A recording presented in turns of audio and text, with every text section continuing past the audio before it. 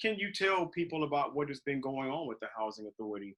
Yeah, I think it's you that sometimes says we're a city within a city.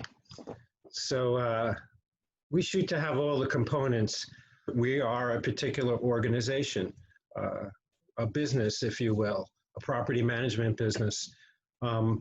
We have certain goals in mind for the people who participate in our programs, goals of advancement for them in their lives. If we become wealthier, stronger financially, and better educated, then we're in a stronger position to help the people we want to help.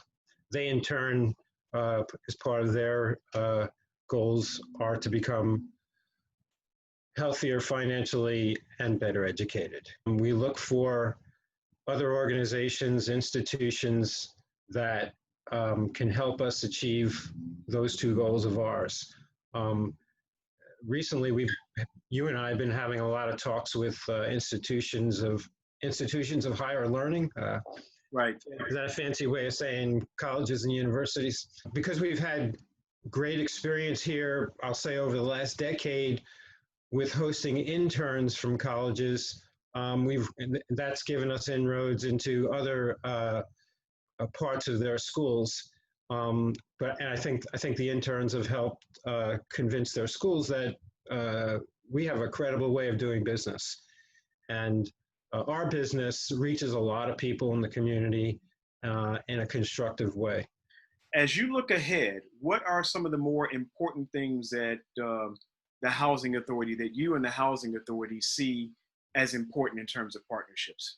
Going back to the city within a city concept, so we're housers, right? That's the word you love to hear me say. That's our primary reason for existence, to be a solid landlord. So over the years, we've developed a lot of supplemental type of offerings and services to go along with the housing, because we believe that just sticking people in housing, while it's a start, is only really the foundation for what all you can do, within the management of a community. And I'm just going to kind of read down a list of things that have been developed over the last 10 plus years. The Bennett Farm, the Resident Training Academy, the Red Brick Cafe you just mentioned. Anumi is an all-encompassing health program.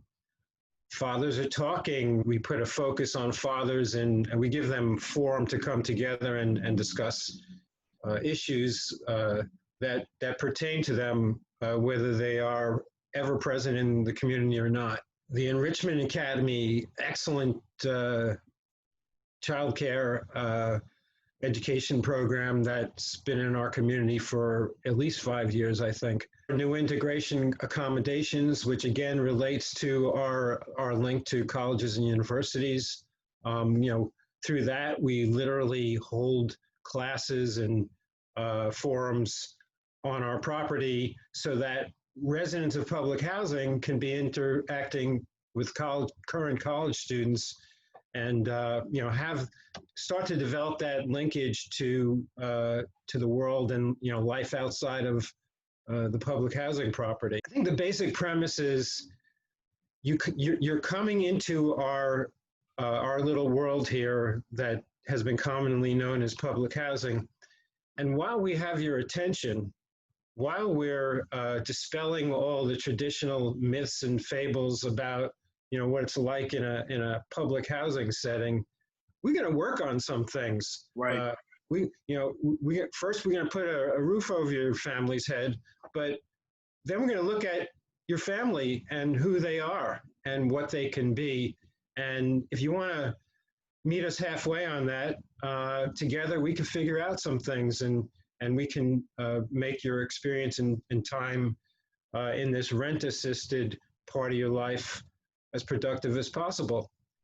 I think it's safe to say we've seen some tangible results to that, and there's usually not a year that goes by that some amount of families of ours become homeowners. I think you can say we're not just blowing smoke. When this whole coronavirus COVID thing came up, you were quick, along with your staff, to pull together the tools and the resources necessary to help your residents deal with this challenge. What kinds of things have been important in this particular period of time that weren't important before? A higher sense of purpose.